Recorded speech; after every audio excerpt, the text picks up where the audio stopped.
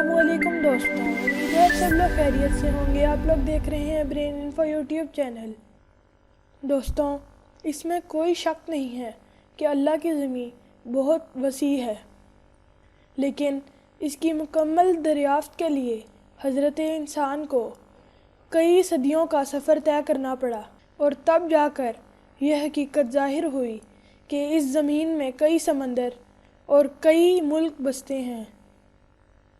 इब्तिदा में दुनिया के मुख्तलिफ़ कोनों में बसने वाले इंसान एक दूसरे से आशना तक न थे, लेकिन यूं यूं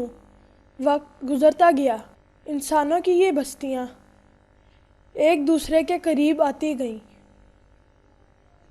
ये 15वीं ईसवी सदी की बात है कि हिंदुस्तान की ये खुशहाली अपने उरूज पर थी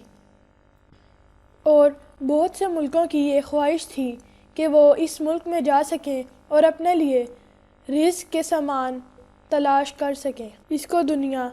एक सोने की चिड़िया समझती थी। यूरोप के अलावा दुनिया के कई मुल्क ऐसे थे जो दरमियान में समुंदर होने की वजह से हिंदुस्तान तक नहीं पहुंच सकते थे। ये 15वीं सदी ईसवी की बात है। इटली के एक नौजवान ने 20 साल की उम्र में अपना वतन छोड़कर पुर्तगाल में रिहाइश इख्तियार कर ली थी। इसने अपने मुल्क के बादशाह से बात की कि वो अगर इसको वसाइल फराहम करे तो ये हिंदुस्तान जाने का कोई आसान रास्ता ढूंढ निकालेगा, लेकिन इसे बादशाह की तरफ से कोई हौसला अफजा जवाब ना मिला और ये उसी धुन में स्पेन चला गया, जहाँ की मलका इज़ाबेला ने इसे इस मकसद के लिए 3 छोटे बहरी जहाज दिए और साथ अमला भी फराहम किया। ये नौजवान, जिसका नाम क्रिस्टोफर कोलंबस था, इसे काफ़ी ज़्यादा पैसे भी दिए गए ताकि ये इंडिया जाने का कोई आसान रास्ता फराहम कर सके, लेकिन क्रिस्टोफर कोलंबस का ये सफ़र इसको किसी और मकाम पर ले गया। दोस्तों, तफसीलात में जाने से पहले हम आपसे दरख्वास्त करते हैं कि आप हमारे चैनल को सब्सक्राइब कर दें और जो साथ बेल आइकन का बटन आपको दिख रहा है उसको प्रेस करके ऑल पे कर दें ताकि आपको हमारी नई वीडियोस के नोटिफिकेशन बर वक्त मिल सकें। नाज़रीन करामी, कोलंबस, जिसको बचपन से ही समुद्री सफ़र का शौक़ था और वो इसी शौक़ की लगन में उस मंजिल तक पहुंचा था जिसने अपने सफ़र का आगाज़ पूरे अज़म के साथ किया, लेकिन समंदर का ये सफ़र एक तवील अरसा गुजरने के बावजूद तवील से तवील होता गया। इसके साथी इस सब्र आज़मा सफ़र से काफ़ी ज़्यादा मायूस हो चुके थे, जबकि ज़मीन से काफ़ी अरसा दूर रहने और नामालूम सफ़र में रहने की वजह से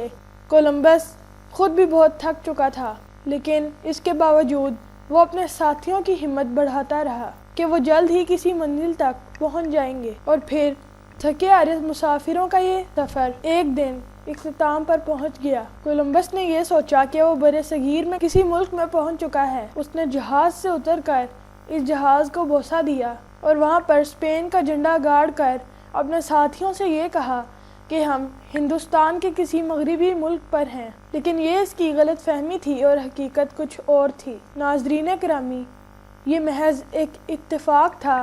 कि कोलंबस इस सफ़र में किसी ऐसी जगह पर पहुंच चुका था जिसको आज से पहले किसी ने नहीं देखा था। ये आम दुनिया से कटा हुआ एक इलाका था और यहाँ के बासियों की रंगत सुर्ख थी, जिसकी वजह से इनका नाम रेड इंडियंस यानी सुर्ख हिंदुस्तानी रखा गया, क्योंकि अभी तक इसको ये पता नहीं था कि ये हिंदुस्तान की ज़मीन से हज़ारों मील दूर